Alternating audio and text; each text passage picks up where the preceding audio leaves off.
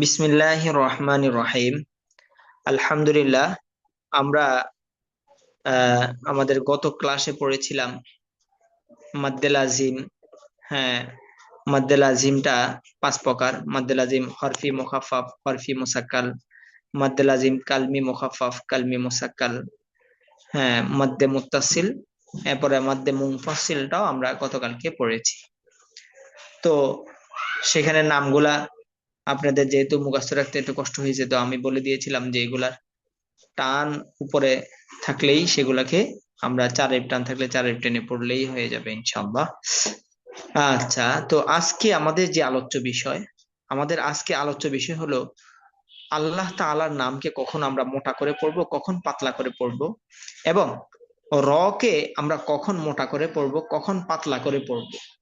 আচ্ছা, তো সহজভাবে আমি বিষয়টা দেখা দিলে আপনাদের ক্লিয়ার হয়ে যাবে।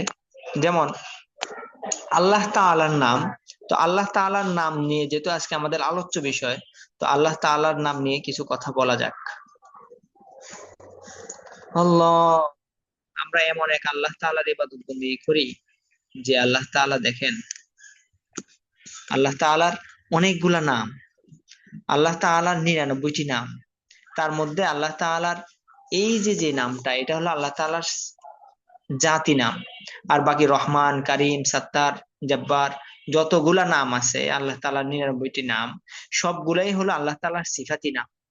যেমন আমাদের এই আমাদের জহির ভাই পড়াশোনা করতে করতে উনি আলেম হয়ে গেল। এখন ওনাকে সবাই আলেম বলে। এরপরে উনি হাফেজ হয়ে গেল, ওনাকে হাফেজ সাহেব বলে। উনি ইঞ্জিনিয়ার হয়ে গেল, ওনাকে ইঞ্জিনিয়ার সাহেব বলে। উনি ডাক্তার হয়ে গেল, ডাক্তার সাহেব বলে। আবার আমাদের জহির ভাই বিবাহ করলো, সবাই ওই বাড়িতে মধ্যে সবাই জামাই বলে। তো এই যে যে নামগুলা ওনার কাজের সাথে সাথে ওনার নামগুলা যে হচ্ছে, এগুলো হলো ওনার সিফাতি নাম। কিন্তু ওনার প্রকৃত নাম কি? ওনার প্রকৃত নাম হলো জহির ভাই। তো আল্লাহ তাআলার এটা হলো আল্লাহ তাআলার জাতি নাম, আল্লাহ। আর বাকি সবগুলো হলো আল্লাহ তাআলার সিফাতি নাম। তো আল্লাহ তাআলার নামটা দেখেন, এমন এক নাম যে নামটা নামটা আহ দেখেন প্রত্যেকটা দিয়েই আল্লাহ তাআলাকেই বোঝায়। যেমন এখানের মধ্যে যদি আমরা বলি, যেমন আল্লাহ, আল্লাহু লা ইলাহা ইল্লাহু, এটা দ্বারা আল্লাহ তাআলাকেই বোঝায়। এর পরবর্তীতে আমি যদি এখানের মধ্যে এই একটা একটা যেমন আলিফটা মুছে দিলাম, হ্যাঁ, আলিফটা মুছে দিলাম, তখন হবে কি? তখনও আল্লাহ তাআলাকে বোঝায়। লিল্লাহি মা ফিস সামাওয়াতি ওয়া মা ফিল আরদ। আবার এই প্রথম লামটাকেও মুছে দিলাম, তাহলে কি বোঝায়? তারপরও আল্লাহ তাআলাকেই বোঝায়। লাহু মা ফিস সামাওয়াতি ওয়া মা ফিল আরদ। আবার এই লামটাকেও যদি মুছে দেই, তখন এই হা দিয়েও আল্লাহ তাআলাকেই বোঝায়। ওয়াল্লাহুল্লাযী লা ইলাহা ইল্লাহু। দেখছেন আল্লাহ তাআলার নাম।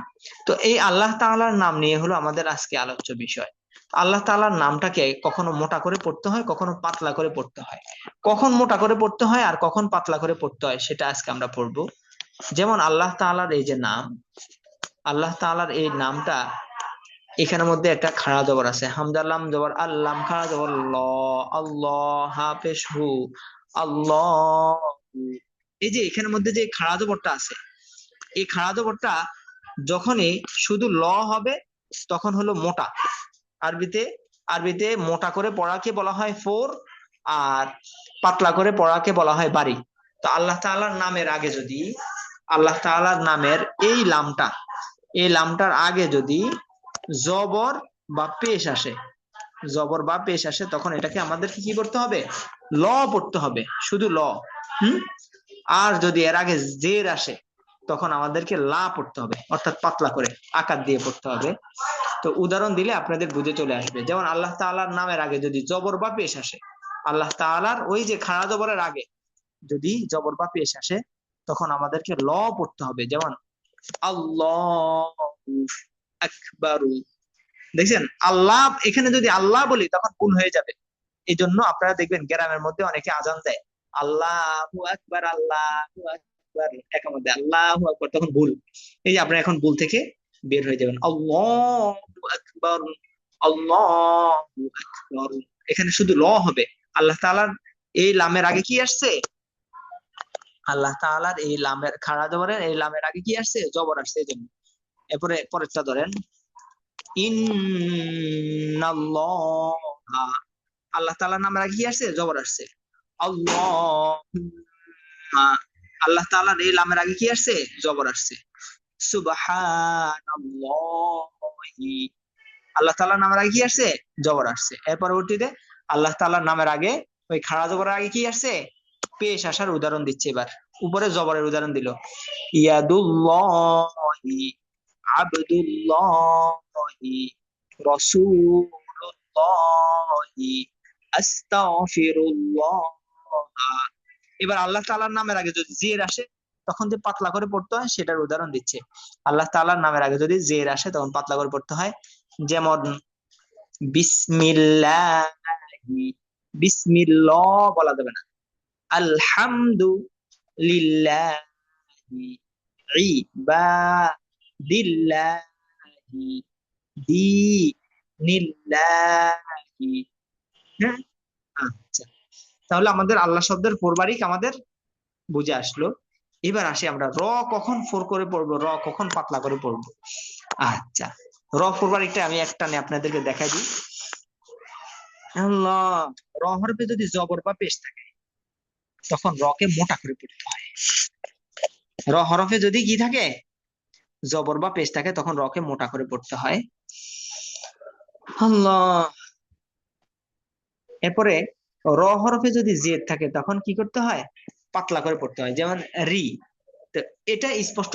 যেমন আল্লাহ তাআলার ওইখানের মধ্যে যেমন নামটা স্পষ্ট আমাদের বুঝে আসছে, একবার পার্থক্যটা বুঝে আসছে, একটা হলো ল আর একটা হলো লা। হুম, কিন্তু র ফোরবারিকের এটা আপনাদের ওরকম বুঝে আসবে না। এটা বুঝে আসবে হলো যেমন ওই যে আপনাদের ইংলিশে একটা উদাহরণ দেই, ইংলিশে অনেকে বলে না হাউ আর ইউ, তুমি কেমন আছো, হাউ আর ইউ, তুমি কেমন আছো। তো এই যে হাউ আর ইউ বললো, দেখবেন এটাকে যখন আপনি একটা ফন্ট করে বলবেন তখন বলতে হবে যে how are you, how are you, যখন মুখের মধ্যে একটা হাওয়া জমে গেছে তখন আপনি এই যে হাউ আর ইউ, এই যেখানে যে রটা ব্যবহার হয়েছে এটাকে আপনি ফোর করে বলা হলো। হ্যাঁ, তো এই এরকমই রটাকে মোটা করে, যেমন যেমন এটাকে আমি আগে ভুল বলি, হ্যাঁ, র এটা ফোর হবে, আমি পাতলা করে বলি র, রু, পাতলা করে বললাম, কিন্তু এটা হবে কি ও র, ও, মুখে একটু হাওয়া জমবে আর কি। আর এটা রি, পাতলা। আচ্ছা, তাহলে তো এটা আমাদের বুঝে আসলো, র হরফে জবর বা পেশ থাকলে আমরা মোটা করে পড়বো, জেদ থাকলে পাতলা করে পড়বো। ওই আল্লাহ শব্দের মধ্যে আল্লাহ শব্দের আগে জবর বা পেশ আসছে আমরা মোটা করে পড়ছি, জেদ আসছে পাতলা করে পড়ছি। ঠিক এখানের মধ্যে র হরফে জবর বা পেশ আসলে মোটা করে পড়বো, জেদ আসলে পাতলা করে পড়বো। এখন আপনাদের মনে মনে একটা প্রশ্ন আসে, মনে মনে একটা প্রশ্ন আসছে কিনা আমি জানি না, অনেক ভাই প্রশ্ন আসছে, তাহলে হুজুর র হরফে যদি জজম থাকে, জজম থাকে তখন আমাদের করণীয় কি? তখন আমাদেরকে আগের হরফে দেখতে হবে। আগের হরফে যদি জবর বা পেশ থাকে তখন আমাদেরকে মোটা করে পড়তে হবে। যেমন হামজা র জবর আত, হামজা র পেশ উর, আত উর। আর যদি জের আসে তখন পাতলা করে পড়তে হবে, হামজা র জের ইর। হ্যাঁ, আচ্ছা, তাহলে আমাদের কাছে এটা স্পষ্ট হয়ে গেল, র হরফে জজম থাকলে তার আগের হরফের মধ্যে দেখতে হবে জবর বা পেশ আসে কিনা, তখন মোটা করে পড়বো, জের থাকলে পাতলা করে পড়বো। এর পরবর্তীতে এটা তো পাতলা করে পড়তে হয়, হ্যাঁ। তো এর পরবর্তীতে আপনাদের ছোট্ট একটা কথা মনে রাখতে হবে, সেটা হলো ওই এই, যে হরফগুলাকে আমরা জবর দেওয়ার পরও এগুলা এই আকার হয়নি, সদ্দ ত জ খ গইন কফ, এগুলা সবগুলাকে একসাথে মুস্তালিয়ার হরফ বলা হয়। হ্যাঁ, সদ্দ ত জ খ গইন কফ, এগুলা যদি আবার এখানে আসে তখন আবার এটা আবার মোটা হয়ে যায়। হ্যাঁ, তো উদাহরণগুলো দিলে আপনাদের ক্লিয়ার হয়ে যাবে, তো আপনারা পড়ে পড়ে গেলেই হয়েছে। দেখেন, আল্লাহ, রব্বুকা, রাসূলুন, ওয়ারূহু, নাসরুল্লাহি, আরসালা, ইয়ারজিউনা, কুরআন, মুরসালুনা। এরপরে ওই মুস্তালিয়ার সাত হরফ আসলে আবার এটা বারিকটা আবার মোটা হয়ে যায়। যেমন এখানের মধ্যে র হরফে জজম, তার আগের হরফে জের আসছে, এখন কির এটা পাতলা হওয়ার কথা, কিন্তু পরে ত আসার কারণে এটা আবার মোটা হবে, কির, কির, ত, সিন। ফির পাতলা হওয়ার কথা, কিন্তু পরবর্তী কফ আসার কারণে আবার এটা একটু মোটা করে পড়তে হবে, একটা ফন্টে পড়তে হবে।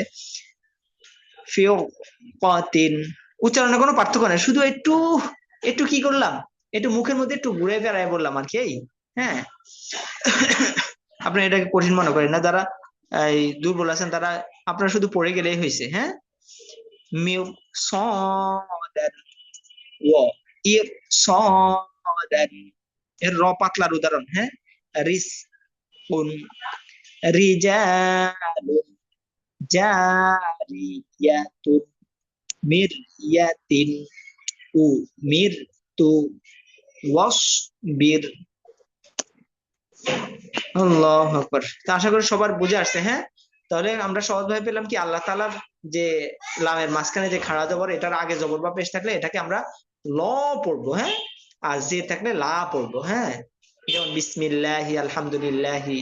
আর মোটা মোটার ক্ষেত্রে বা ফোরের ক্ষেত্রে বলতে হবে আল্লাহু আকবার, ইন্নাল্লাহা, আল্লাহুম্মা আবদুল্লাহি, রাসূলুল্লাহি। আর র হরফে জবর বা পেশ থাকলে মোটা করে পড়বো, যেমন র, রু। আর যে থাকলে পাতলা করে পড়বো, রি। হ্যাঁ, এরপর র হরফে জজম, তার আগের হরফে জবর বা পেশ থাকলে মোটা করে পড়বো, আর, ওর। যে থাকলে পাতলা করে পড়বো, ইর। হ্যাঁ, এরপর পর মুস্তালিয়া সাত হরফ থেকে কোন একটি হরফ আসলে এটাকে আবার মোটা করে পড়বো, যেমন কেউ, তস, মিউ, সদ। আশা করি সবার বুঝে আসছে। আলহামদুলিল্লাহ, আজকে আমাদের এতটুকুই পড়া, র ফোরবারিক এবং আল্লাহ তাআলার ফোরবারিক।